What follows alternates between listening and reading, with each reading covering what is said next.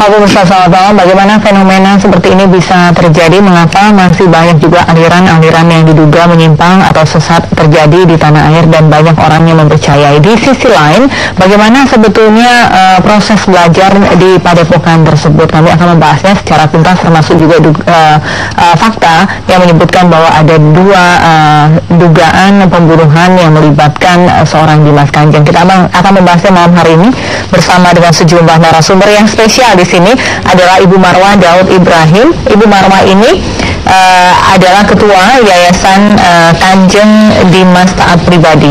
Selamat malam Bu Marwah. Assalamualaikum warahmatullahi wabarakatuh. Waalaikumsalam warahmatullahi wabarakatuh. Kita tahu Bu Marwah juga terkenal sebagai salah satu cendekia Muslim, begitu mantan ketua DPR, begitu termasuk juga tokoh dari Sulawesi Selatan dan juga sangat dekat dengan Presiden ketiga Republik Indonesia, seperti itu ya Bu Marwah. Lalu kemudian saya akan perkenalkan yang lainnya. Di sebelah Bu Marwah adalah Pak Abdul Mukti, Sekretaris Pimpinan Pusat Muhammadiyah, PP Muhammadiyah. Pak Abdul Mukti, selamat malam. Assalamualaikum warahmatullahi wabarakatuh. Waalaikumsalam warahmatullahi wabarakatuh. Ada Ketua Komisi Dakwah MUI Bapak Kiai Haji Holil Nafis. Pak Holil, selamat malam. Selamat malam. Assalamualaikum warahmatullahi wabarakatuh. Waalaikumsalam warahmatullahi wabarakatuh. Dan yang terakhir adalah anggota Dewan dari fraksi PKS, Wakil Ketua Komisi 8 DPR RI, Pak Iskan Kolbalugis. Assalamualaikum. Waalaikumsalam warahmatullahi wabarakatuh. Iya. Salam sejahtera untuk kita semua. Iya, terima kasih sudah hadir semuanya di Pro dan Kontra. Saya mengawali kepada Anda dulu Bu Marwah. Sebelum saya ingin berangkat dari faktualnya saja dulu begitu, bahwa seorang Dimas Kanjeng ini ditangkap oleh pihak kepolisian Polda Jawa Timur karena dua tuduhan begitu, dugaan pembunuhan, dan yang pertama adalah yang kedua adalah aliran sesat, seperti itu. Dugaan pembunuhan terhadap santrinya, bisa dibilang begitu, Ismail Hidayat dan Abdul Ghani. Anda mengetahui dua orang yang kemudian ditemukan meninggal ini? Bu Marwah, Anda mengenalnya di padepokan tersebut? Saya kenal. Ya, dan kaget dan termasuk ikut berduka bahwa proses itu terjadi. Tidak seharusnya itu terjadi. Dan juga di BAP ya, saya sempat menanyakan kepada pengacara yang mendampingi beliau selama persidangan atau selama di penyidikan di sana di Polda, dan hasilnya juga mengatakan bahwa beliau menyampaikan hal yang sama, menyesalkan ini terjadi dan tuduhan itu di pengakuannya tentu saja bahwa tidak mungkin sebelumnya. Tapi karena ini sudah masuk ranah hukum, saya kira sudah kita serahkan ke hukum dan biarlah prosesnya berlangsung dan hasilnya nanti kita ikuti bersama. Kita yakin bahwa Allah Maha melihat, Allah Maha mendengar, dan ya kita menunggu proses kebenaran itu terjadi. Iya. Seberapa dekat Anda dengan saya yakin kalau seorang ketua yayasan begitu ya, pasti punya power, punya pengaruh begitu, dan cukup dekat dengan para santri-santri lain di padepokan tersebut, seperti itu. Seberapa dekat Anda dengan dua orang korban ini begitu, dan kapan terakhir Anda bertemu dengan? Kalau duanya saya nggak terlalu dekat ya, tapi kenal. Nah, intensitas saya sebenarnya kalau kita lihat ini padepokan ini sebenarnya itu tempat kumpul aja. Jadi biasanya di awal-awal tuh paling sekali sebulan atau kadang-kadang sekali 3 bulan kumpul. Nah, karena banyak anggotanya atau santrinya itu berasal dari luar kota, nah biasanya datang hanya ikut acara saja. Saya misalnya kalau datang itu pagi berangkat, siang tiba di sana, atau berangkat siang, malam sudah tiba, ikut istighosa, paling 2-3 jam, dan bisa lagi. Jadi orang yang aktif di sana adalah orang yang bekerja, orang yang berprofesi. Jadi ada teman-teman yang terakhir, walaupun kita kan kumpulnya jarang ya, datang pulang, jadi interaksi sangat terbatas. Tapi terakhir ketika beliau diberikan gelar oleh Asosiasi Kerajaan dan Kesultanan Indonesia itu Januari tahun ini, memang intensitas kegiatan bertambah. Dan ada perbedaankah macam kegiatannya yang awalnya istighosa terus kemudian akhirnya ada plus kegiatan yang lain? Ya, hampir sama. Ya kalau istighosa Saya juga vocabulary istighfar saya itu ya mohon bertawab pada Allah itu juga saya tahunya waktu, walaupun saya nggak perlu menyebut ya, tapi terus terang saja memang waktu saya Gus Dur dulu suka ngajak ya setelah pencalonan wakil presiden itu, saya baru tahu oh iya biasa diikut dan kurang lebih sama, hampir sama. Nah harusnya di sana yang beda mungkin salawatnya yang paling sering adalah salawat Maria. Tapi ya mungkin teman yang ikut ya habis sholat itu ya. Dan salawat Mariahnya juga seperti salawat Mariah pada umumnya. Tidak ada yang kemudian berubah. Itu tambahan terakhir itu yang ini adalah yang hasbunallahu wa ni'mal wakil, la haula wala quwwata illa billah. Jadi saya tidak melihat apa program itu yang saya tahu, itu yang saya ikuti. Saya tidak tahu kalau di balik itu ada, tapi seperti itu yang dilakukan. Dan setelah ada jumenengan atau penganugerahan, itu memang intensitas kegiatan bertambah, dan 3 bulan atau 4 bulan terakhir itu kalau selama ini hampir tidak ada atau sangat sedikit yang intensitas kegiatan bukan kejahatannya, bukan kejahatan itu saja. Nah kegiatan yang intens itu terutama perencanaan program. Nah kebetulan saya juga di tim program. Anda mengenal Dimas Kanjeng ini sejak 2011 begitu, tapi Anda mulai menjadi ketua yayasannya kapan? 2016 itu. 2016. Dan itu karena apa akhirnya mau menjadi ketua yayasan? Saya buat programnya bagus, program-program yang kita susun. Jadi misalnya nih, singkat saja sebelum kita break, programnya apa yang paling menjadi key-nya? Golden programnya apa? Jadi saya punya visi ya, saya dari dulu bahwa Nusantara ini insya Allah akan memimpin peradaban. Saya punya feeling, sejak di Amerika saya punya feeling itu. Dan teman-teman yang kumpul di sana adalah teman-teman yang ketika kita berbicara tentang hal yang sangat luar biasa. Jadi misalnya ada teman dari Telkom, bekerja di Telkom, dan dia bilang, masa iya sih negara dulu aja kita sudah punya satelit sendiri, sekarang kita kenapa enggak? Nah kita susun program seperti itu. Ada teman dari Angkatan Laut misalnya, nah itu saya bukan namanya, itu anak cerdas banget. Dan dia bilang, masa tidak bisa kita punya kapal induk yang besar dari Amerika? Jadi mereka kalau ditanya padepokan apa, saya berpikir, jangan-jangan ini padepokan perencanaan masa depan Indonesia. Dan itu juga perintah bahwa kita harus misalnya rutin menyanyikan 3 lagu, yakni lagu Indonesia Raya, kemudian Melayu Tak Gentar dan Padamu Negeri. Dan kuncinya adalah negeri ini kalau tidak kita buat program yang sangat ataupun grand design yang bagus, akan jalannya depannya stagnan. Itu habis dengan apa ya? Rakyat tidak dapat apa-apa, konglomerat semakin besar, asing menyerbu. Nah, itu kita lagi ke sana. Oke, jadi Anda merasa diwadahi ya oleh padepokan Dimas Kanjeng. Iya, teman berpikir sama dengan apa yang saya pikirkan selama ini. Oke. Namun mengapa lalu kemudian kita harus break? Namun mengapa kemudian tiba-tiba ada yang mengatakan, bukan tiba-tiba ya, banyak yang mengatakan ini aliran sesat, lalu kemudian ada yang bisa Kanjeng Dimas ini bisa menciptakan uang dan lain sebagainya, melipat gandakan dan seterusnya. Nanti kita akan membahasnya bersama usai jeda berikut ini. Tetaplah bersama kami. Kembali di Pro dan Kontra, saya ke MUI, Pak Ahmad Yulnafis. Kawan-kawan Anda sudah ke TKP begitu ya, ke Padepokan, bukan ke TKP, ke Padepokan tersebut begitu. Bisa diceritakan, pasti sudah banyak sekali mendapatkan informasi mengenai sebetulnya apa yang terjadi di sebuah Padepokan yang katanya mengajarkan agama, bahkan ada multi agama, tiba-tiba ada kegiatan-kegiatan yang bisa dikatakan menyimpang dan ada pengadaan uang tersebut. Ya. Besok insya Allah teman-teman atau para kiai dari Jawa Timur akan ke Jakarta. Ketepatan rutin itu pimpinan harian rapat Selasaan.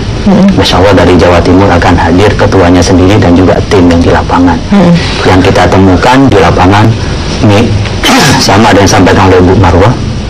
Sebenarnya bukan orang datang untuk menuntut ilmu agama asalnya, tapi lebih kepada kumpul-kumpul bagaimana mereka mensejahterakan secara umum. Lalu kumpul-kumpul itu apa ini kok, daripada kita nganggur diisi apa? Ini kan ada yang sudah sholat, ada yang belum sholat, bahkan mungkin ada yang non muslim itu realitanya. Kalau gitu kita istighosa saja. Nah tapi di istighosa itu ditemukan juga namanya orang bayar mahar. Lalu mereka beli semacam kartu 1000 manfaat.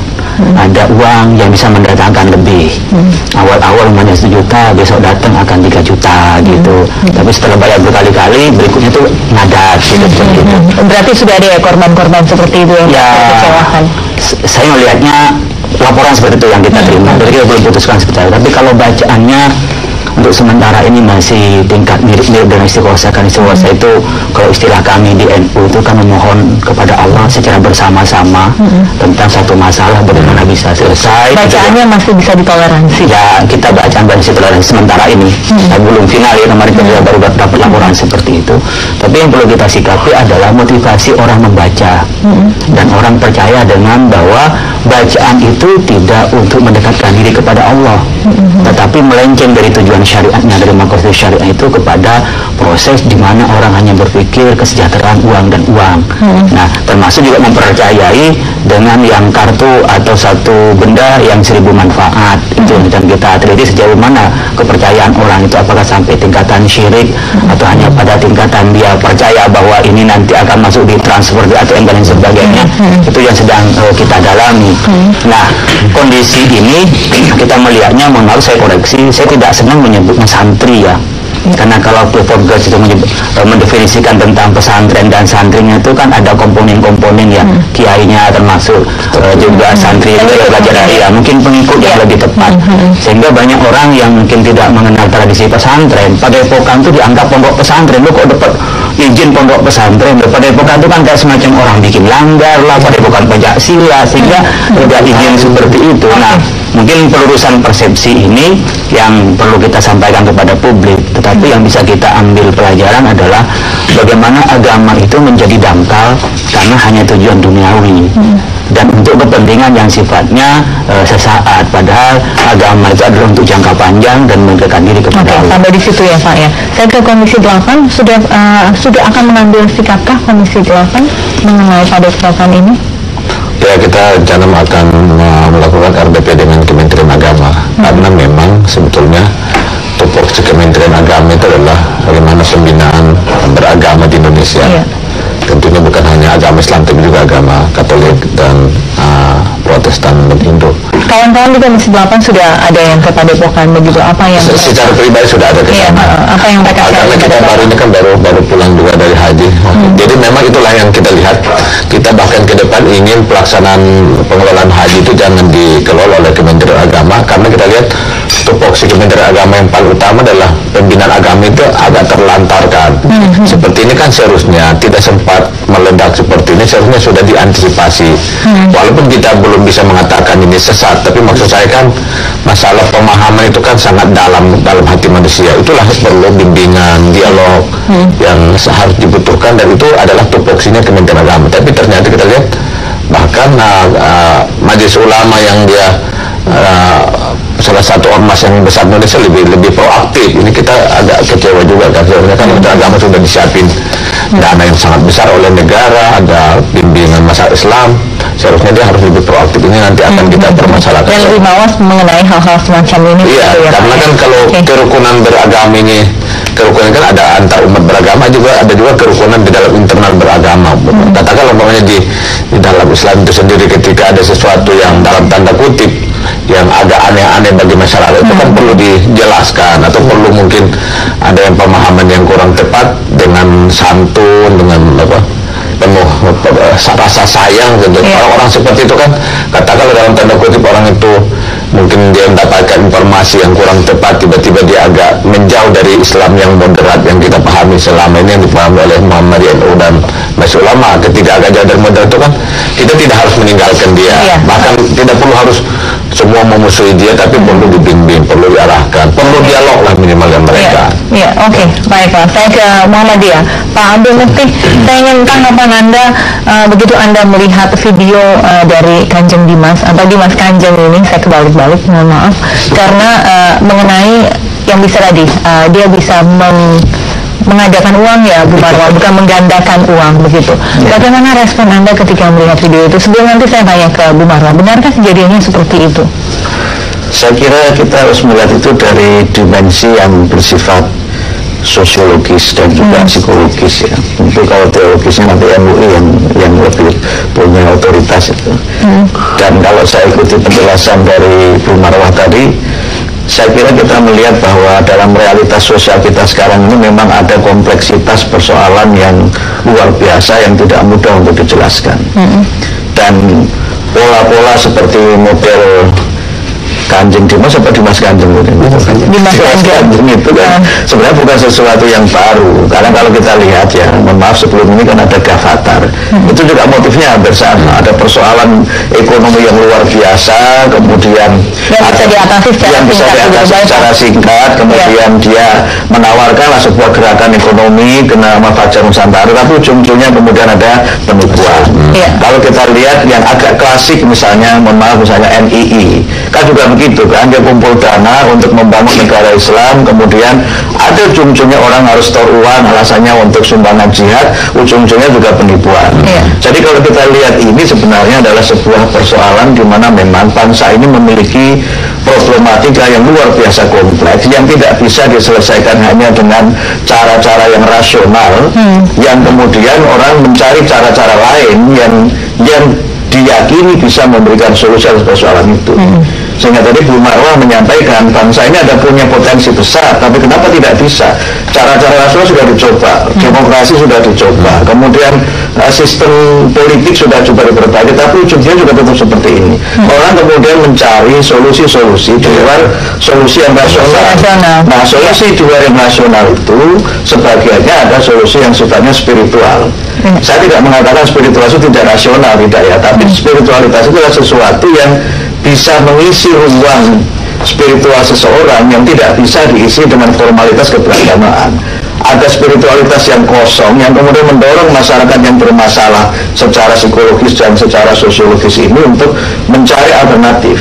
Yang seperti ini kan tidak hanya pada konteks ini. Orang berobat saja ketika sudah ke dokter pakai alat yang canggih, tidak sembuh juga. Orang akhirnya cari pengobatan alternatif. Kemudian normal yang seperti ini juga tidak hanya persoalan ini, mohon maaf ya. Banyak orang yang ingin berkarir, sudah coba lewat partai, sudah coba lewat berbagai pendekatan politik, tidak sampai juga. Akhirnya cobalah kamu ke sana. Nanti di sana diberi doa-doa, kemudian bisa dan macam sebagainya. Saya kira ini sebuah proses di mana memang rasionalitas masyarakat itu tidak sepenuhnya bisa menyelesaikan berbagai macam persoalan, dan karena itu maka orang mencoba mencari alternatif. Sehingga pada konteks ini menurut saya memang kita harus menyelami lebih jauh sebenarnya apa sih yang ada dalam masyarakat kita. Sebagiannya mungkin memang bermuara pada, mohon maaf, umat tidak mendapatkan bimbingan dakwah yang sesuai dengan yang mereka inginkan. Pendekatan yang sifatnya spiritualitas belaka yang tidak menyelesaikan masalah ekonomi mereka sehari-hari, itu juga yang mendorong mereka untuk mencari sebenarnya ada cara lain gitu. Dan dalam konteks ini memang juga ada pergeseran keberagamaan. Saya mengenal Ibu Marwah cukup lama, bahkan pernah bersama-sama dalam sebuah forum Indonesia dengan UK di beberapa forum ya. Tapi kemudian saya melihat bahwa persoalan spiritualitas ini sebagian memang diisi dengan hal-hal yang secara teologis itu muktabaroh gitu, tapi juga ada spiritualitas yang secara teologis itu sinkretik. Nah, antara yang muktabaroh yang sinkretik ini kan wilayah yang memang multitafsir. Tapi yang ingin saya katakan di sini adalah ketika masyarakat itu hidup dalam tekanan sosial yang begitu kuat, under pressure, kemudian ada kecenderungan masyarakat itu semakin tidak sabar, ingin mencapai sesuatu secara instan. Akhirnya cara-cara ini menjadi laku. Dan ada yang menawarkan tadi, Bu Marwah menyebut dengan istilahnya bukan penggandaan, tapi apa tadi? Pengadaan. Kalau orang misalnya bergaji, gajinya 6 itu setelah tanggal 6 langsung koma. Kemudian ada tekanan hidup yang berat, ini yang bisa menawarkan solusi yang cepat. Kenapa kemudian tidak? Sehingga saya menduga yang seperti itu. Tadi Bu Marwah tidak mau menyebut namanya, tapi saya kira ini sesuatu yang dalam masyarakat kita itu masih begitu eksis. Apalagi masyarakat Indonesia ini, keislamannya itu kan sebagian dikritik sebagai keislaman yang kuat dengan nuansa yang berkaitan dengan tidak selalu ini dominasi dalam agama tertentu dalam kejawen. Di luar orang Jawa juga ada model seperti ini, bahkan dalam masyarakat Barat sekalipun ini juga ada. Kebosanan spiritual itu yang menjadi salah satu sebab. Baik, kita harus break dulu. Intinya adalah ketika terus itu hanya kekosongan spiritual begitu, tidak mengganggu halayak ramai, lalu kemudian tidak menimbulkan dugaan penipuan, itu masih tidak masalah. Tidak ada ranah-ranah negara yang harus kemudian mengisi begitu ya, atau kemudian melarang. Tapi kemudian kalau itu kemudian menjurus pada penipuan begitu, dan terus kemudian banyak orang yang menjadi pengikutnya, itu yang kemudian berawal menjadi masalah. Kita akan membahasnya sesaat lagi. Kita kembali di Pro dan Kontra. Kita sudah mulai on air lagi nih Bapak dan Bu Marwa. Bu Marwa, yang paling membuat bombastis hal ini adalah ketika ada video YouTube yang terus kemudian menggambarkan bagaimana Dimas Kanjeng ini bisa menggandakan uang. Kita awalnya mengatakan, dan Bu Marwa bilang bukan menggandakan uang tapi mengadakan uang. Anda berada pada saat peristiwa itu terjadi dan terus kemudian ada yang merekam. Bagaimana sih bisa diceritakan? Jadi saya ini menceritakan fakta. Iya. Dan menurut saya jangan kita cepat menjudge ini negatif atau positif. Faktanya begitu aja. Jadi apa yang kemudian itu kapan Bu? Di malam hari? Yang saya malam hari, siang hari. Dan di awal-awal itu siapapun bisa memfoto, siapapun bisa mengambil video, tapi dengan catatan tidak usah diupload. Iya. Tapi ternyata ada yang lolos, dan itulah yang semuanya digambarkan, diviralkan, lalu kemudian ditambah-tambah gitu. Kalau mau kaya, ini ada penggandaan namanya ini. Jadi lebih faktanya tidak seperti itu. Nah, faktanya adalah yang di YouTube itu betul. Maksudnya saya nggak mengundang itu fakta yang saya saksikan, dan puluhan, ratusan, ribuan yang menyaksikan. Jadi awalnya ya segepok dana yang diperlihatkan itu. Tapi kemudian misalnya di suatu hari istighosah besar gitu, lalu kemudian ya ada peti ya yang kemudian berisi uang. Lagi-lagi saya nggak mau ini dinilai, jangan ini benar, ini salah, itu tapi faktanya seperti itu. Anda cukup saya biasanya ditanggung ketika acara itu karena Anda ketua yayasan dan saya belum ketua yayasan, tapi saya sudah biasa ikut langsung, dan biasanya dan beberapa orang itu biasa ikut memberi sambutan.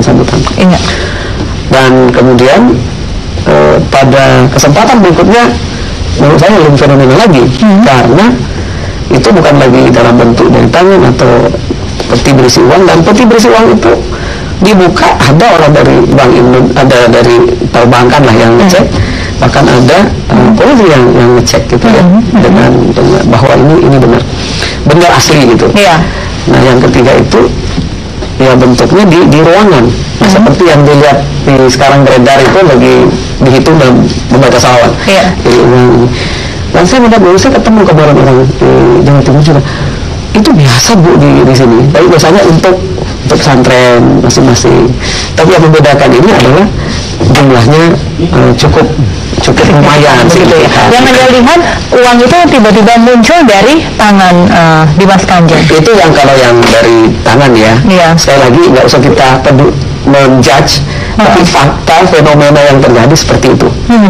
Jadi dari tangan, kemudian ada dari peti, kemudian ada dari di ruangan gitu. Oke, baik. Saya ke Pak Holil dulu. Pak Holil, apa yang Anda bisa komentari mengenai itu? Faktanya memang ada uang yang terus kemudian diadakan begitu ya? Ya, kalau itu di belakang punggung dan lain sebagainya, bagaimana? Ya, sebenarnya kan ada seperti itu memang bisa. Ya, teorinya ada beberapa kemungkinan ya. Makanya kan kalau mau dicoba kita bisa saksikan. Yang pertama mungkin kecepatan tangan kayak sulap, bisa saja. Tapi bisa juga dengan kekuatan jin itu. Kekuatan jin ada dua. Ada mungkin memang orang ditipu matanya, sehingga yang tampak bisa yang lain. Kalau contohnya dengan Nabi Musa itu seperti tongkat dari ular. Tapi ada juga yang mindah. Jadi kayak modelnya Ratu Balkis itu mindah. Jadi kecepatan memang cepat dia. Jadi memang di sini diambil ke sini. Dia mungkin ngambil dari uang dari mana dipindahkan ke sini, ada kemungkinannya.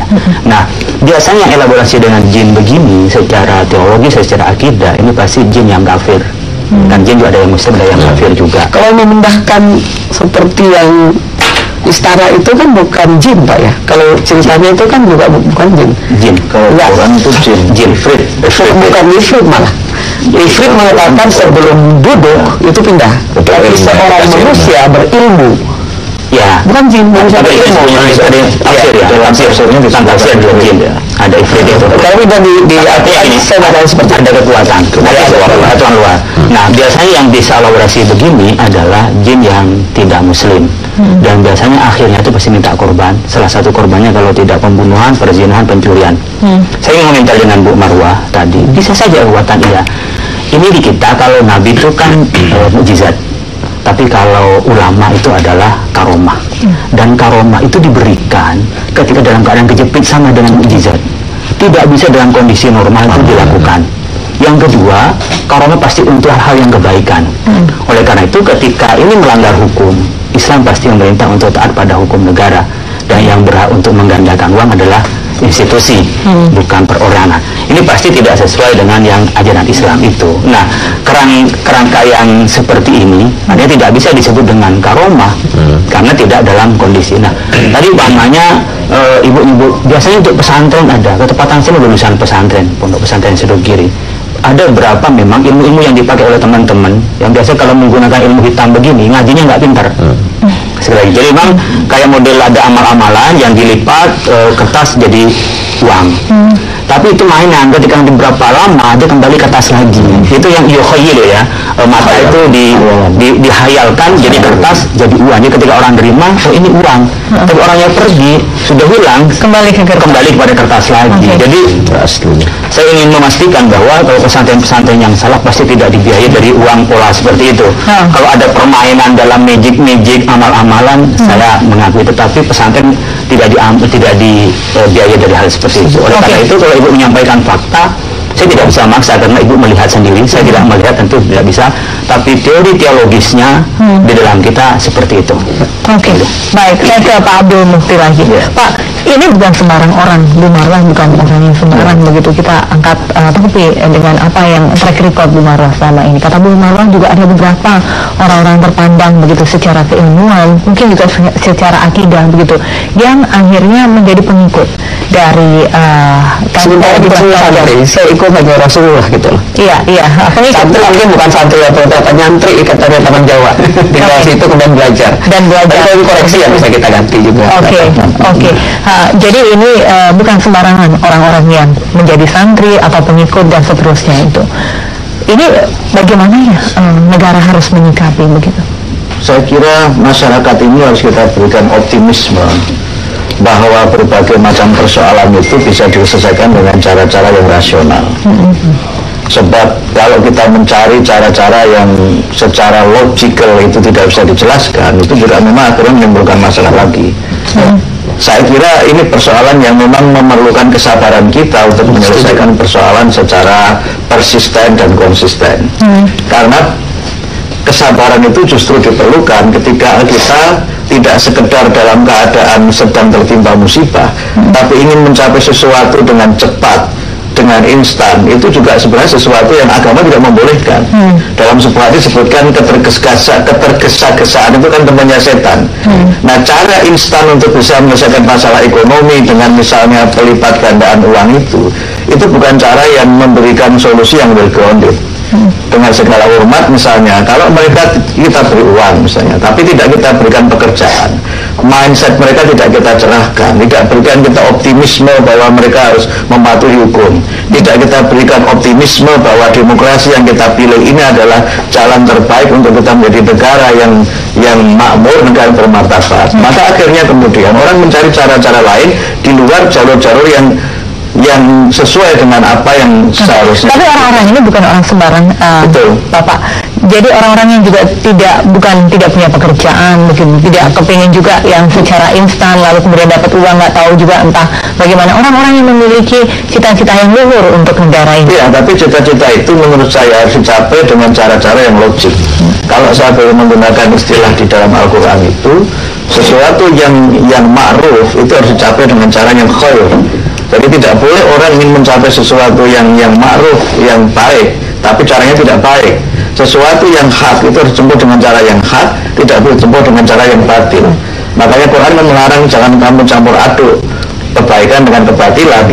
Itu maksudnya apa? Kita harus sabar dalam mencapai itu, sehingga kalau menurut saya lepas dari persoalan-persoalan itu faktual atau tidak, itu saya kira sebuah realitas di mana kadang-kadang masyarakat itu tidak cukup sabar untuk menyelesaikan persoalan ini. Dan yang punya masalah itu sebenarnya tidak hanya masyarakat lapis bawah. Spiritualitas itu dalam banyak hal tidak selalu berkorelasi dengan gelar akademik. Maaf ya, banyak orang yang secara akademik mungkin sangat tinggi, tapi spiritual saja belum tentu. Atau kalau kita bicara pada konteks agama, iman itu yazidu wa yanqusu. Iman itu kadang-kadang juga bisa kuat, kadang-kadang bisa sedang menipis. Ketika orang itu sedang under pressure, sebutlah misalnya pada konteks yang berbeda, sedang menderita penyakit yang susah sekali disembuhkan, sudah ke dokter yang tahu tidak sembuh, orang kemudian ditawari, bagaimana kalau kita tempuh cara alternatif ini. Dalam situasi seperti itu, orang kemudian akan mengikuti cara-cara yang ditawarkan sebagai sesuatu yang sifatnya alternatif. Ini sebenarnya pada awalnya, kalau saya mendengarkan ceritanya Bu Marwa, itu kan alternatif. Negara ini punya potensi, negara ini punya kemampuan, punya sumber daya, tapi kok nggak bisa ya?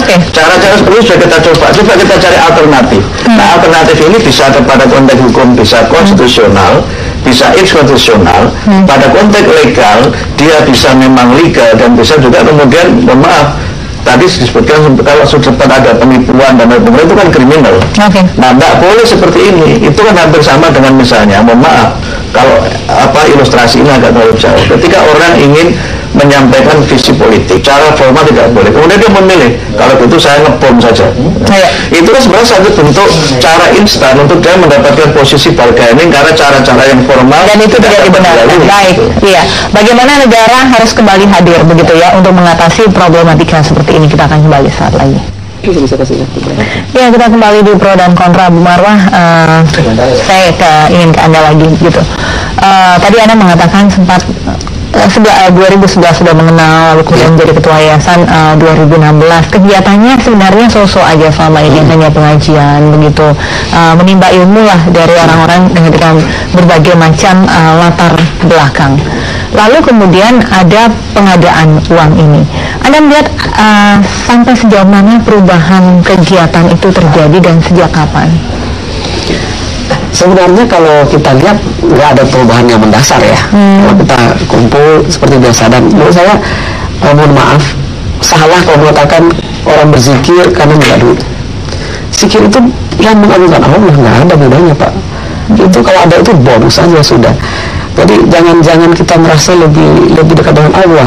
Saya kira bukan hak kita mengambil haknya Allah, hanya malaikat untuk menilai orang, menilai. Anda sangat menjadi ketua yayasannya, Bu Marwah. Anda sangat dekat berarti ya dengan Dimas Kanjeng ini. Sangat dekat begitu. Maksudnya seperti anak atau seperti keponakan. Di sana kan ada pengurus inti lah katakanlah ya. Ada 4 orang, dan banyak hal yang saya ingin sampaikan bahwa ini bukan suatu yang sederhana. Dan juga tidak menyimpang. Dan saya yakin tidak menyimpang. 1 tahun saya belajar, 1 tahun saya pelajari, dan saya katakan, dan beliau selalu mengatakan, uang ini nggak ada apa-apanya. Tapi yang penting itu setelah kita mati, itu miliaran, triliunan, dan bahkan tak terhitung tahun, itu yang harus kita pikirkan. Dan itu yang selalu beliau katakan. Jangan sampai salah. Kenapa sistemnya itu adalah menggunakan uang? Mengapa tidak kemudian menyadarkan orang dengan cara sebenarnya dialog? Itu boleh. Itu dari itu bisa kita diskusi lama, tapi saya kira nggak cukup. Saya aja butuh 1 tahun untuk mengetahui seluk-beluknya. Gimana saya maksa orang untuk tahu dalam 3 hari dengan kontroversi yang luar biasa ini. Tapi ini sesuatu yang lebih dahsyat daripada yang kita bayangkan. Lebih dahsyat daripada yang saya bisa nanggapi sedikit ya. Jadi berkenaan dengan uang. Uang itu dulu pakai dinar dirham. Baru yang sifatnya logam namanya fulus. Sekarang seluruh dunia menggunakan kertas. Ya kan, meskipun kayak di Kuwait menggunakan dinar kan kertas juga. Ini kan alat tukar dan standar nilai. Pada dasarnya kertas ini tidak punya harga apa-apa dibanding dengan harga yang ada kecuali pengakuan pemerintah. Maka sebenarnya ketika kita menciptakan uang itu karena ada kekayaan, ya, ada equivalennya dan ada hedgingnya kalau kita bicara dalam investasi itu. Maka ketika menciptakan kertas ini tanpa ada hedgingnya, sebenarnya kan kepalsuan juga. Jadi apa gunanya kalau kita bicara rasional? Namanya Dimas Kanjeng itu menciptakan uang sekian banyak, Bu. Bukan menciptakan, ada, iya, mengadakan, kan mengadakan. Tadi penggandaan enggak, jadi mengadakan uang.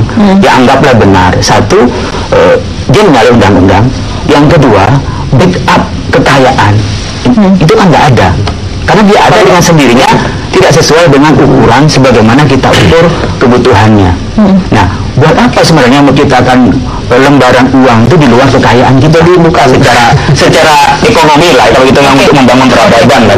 Arwah, saya juga ingin tanya mengenai dari sekian banyak orang yang menurut Anda sangat adore dengan Dimas Kanjeng ini. Biasa-biasa aja, begitu, bersimpati dan seterusnya. Ada beberapa yang kemudian sudah mulai berkata, saya adalah korban. Begitu, saya sudah setor, begitu, saya sudah kasih mahar dan seterusnya, tapi ternyata uang saya tidak kembali. Bagaimana Anda menurut saya itu memang tidak mengikuti seluruh proses dengan benar.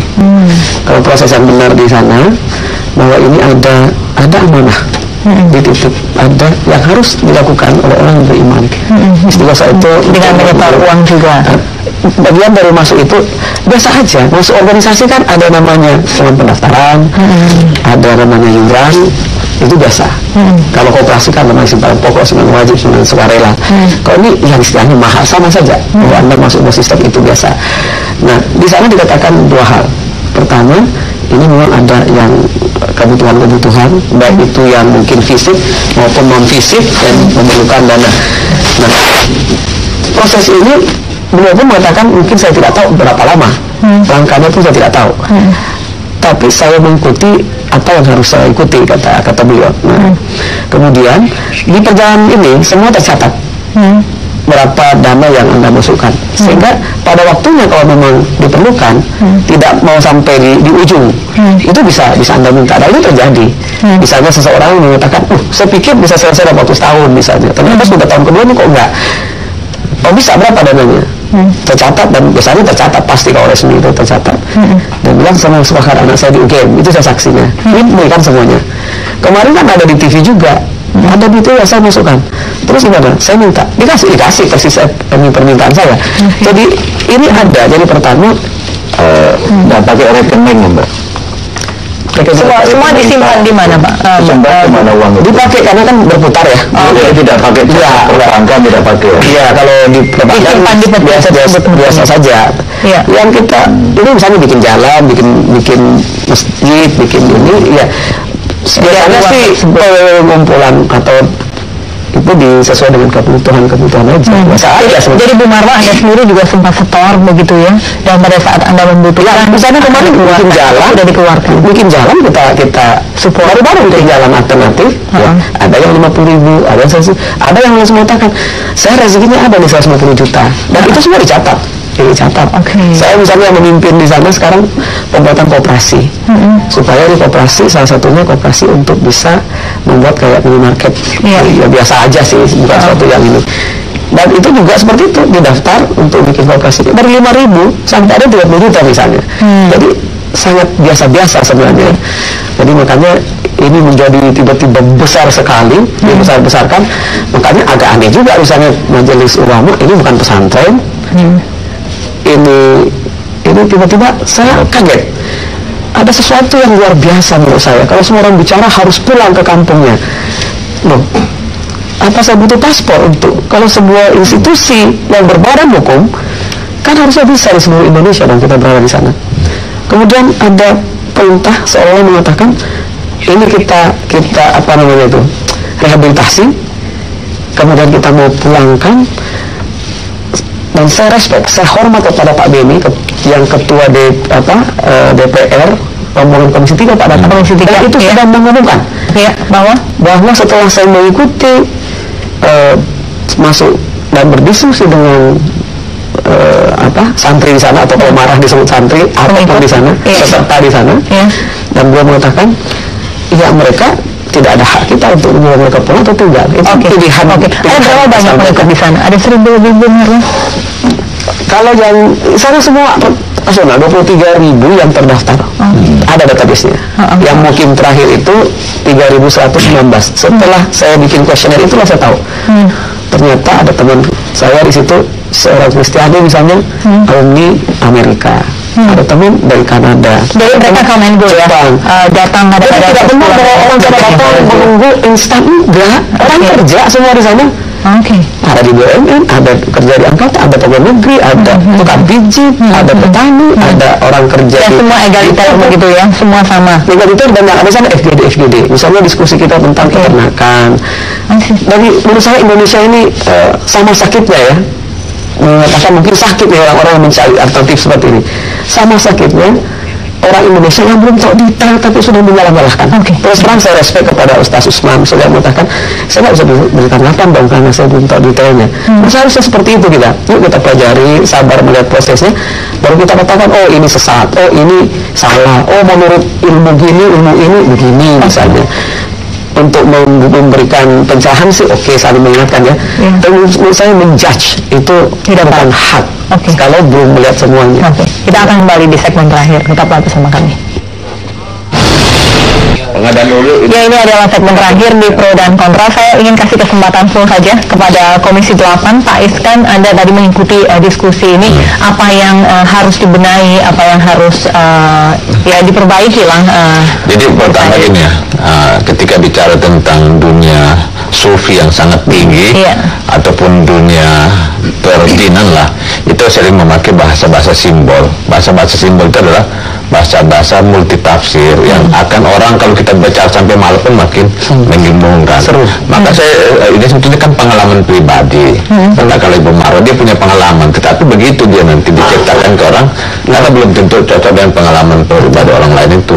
Tapi pada prinsipnya ada ungkapan dari Ibnu Taimiyah, dia mengatakan yang paling bagus menilai itu adalah ketika ada melihat seseorang semacam karomat-karomat yang mungkin karena ketaatan dia menghadapi kesulitan, Allah berikan jalan keluar. Tapi coba perhatikan dia komitmen enggak dengan sunnah Nabi. Jadi sebetulnya yang bukan saya mengecilkan Dimas ini, tapi menurut saya kafaah, kemampuan ilmu dia dalam mengelola dan memahami Islam secara mendalam, ya katakanlah dia memahami Al-Quran, hadis, sumber-sumber yang asli itu kita masih ragu. Yang itulah membuat, jadi akhirnya nanti agama itu pengalaman pribadi dia, dan campur antara mungkin ada unsur jinnya, kemudian ada unsur metafisikanya juga, ada unsur pengalaman, mungkin juga termasuk penampilan-penampilan yang kan orang Indonesia sangat kagum, begitu dipakai putih, pakai jas. Tapi yang perlu kita lihat itu adalah kita harus rinci hidup dan kehidupan dia, bagaimana keseharian dia, bagaimana karena pernah dulu ada salah satu kasus dulu seorang ustadz, tiba-tiba dia bapaknya itu dilihat yang aneh-aneh lah gitu. Awalnya dia sangat kagum, tapi belakangan begitu kaget dia di kamar mandi itu ada di situ WC, di bawahnya itu diletakkan Al-Quran. Di situ dia langsung itu sudah baik. Baru dia tahu. Dan kembali lagi kepada kita bahas lagi bahwa ada fakta Dimas Kanjeng ditangkap walaupun masih tersangka seperti itu ya. Begitu, lalu kemudian bagaimana negara harus hadir menghadapi ini. Ini bukan yang pertama, ada beberapa ormas juga dan gerakan-gerakan semacam ini sebelumnya juga sudah terjadi begitu. Bagaimana harusnya negara bersikap ke depannya? Jadi pertama gini ya, pertama kita negara hukum, kita harus taat sama hukum.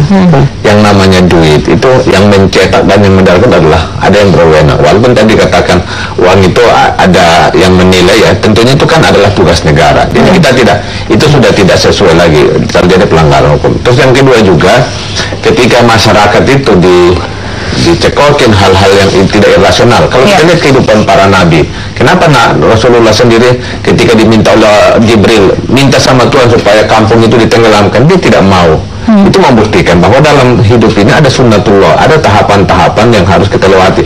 Tahapan itulah itu yang disebut dengan syariat itu. Nah kita lihat ini dia condong tadi ingin melakukan potong kompas seperti itulah ya. Dia ingin kaya cepat, ingin dapat ruhiyah, tidak melalui proses. Kan banyak juga sufi-sufi akhirnya dia tidak sholat lagi, akhirnya dia katakan saya sudah ketemu dengan Tuhan, saya sudah kasyaf gitu. Tapi tadi saya berdiskusi dengan Ibu Marwah tadi sebelumnya, saya bilang Kang ini Dimas ini pernah ikut dalam Thariqah Naqsabandiyah atau apa? Kata beliau tidak pernah, tapi mungkin karena belum dalam, maksudnya bisa dilihat perilaku itu dari zikir-zikirnya itu. Tapi masalah itu adalah ini dunia spiritual yang sangat dalam ya. memang begitu masuk dia, ini kan penyebabnya itu satu, itu yang disebut dalam fikih itu al-ghulu, berlebihan dalam satu spiritual juga berbahaya. Baik, terima kasih Pak Iksan, terima kasih juga para narasumber yang lain, terima kasih Bu Barbang sudah menyediakan waktu hadir di Pro dan Kontra. Ini pembicaraan yang tidak akan kunjung selesai, kita lihat seperti apa nanti ke depannya. Kita akan kembali besok dengan topik-topik hangat lainnya. Saya Fesi Ali pamit, selamat malam dan sampai jumpa.